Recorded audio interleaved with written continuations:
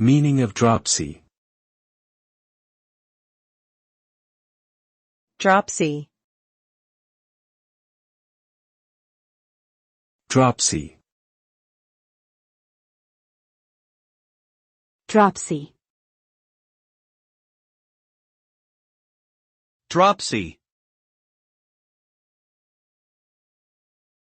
Dropsy is an old-fashioned term for a condition known as edema, which is the abnormal accumulation of fluid in the body's tissues.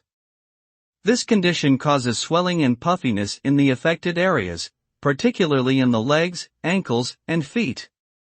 Dropsy can be caused by a wide range of underlying conditions, such as heart, liver, or kidney disease, and it can be a sign of serious health problems. If left untreated, dropsy can lead to complications and further health issues.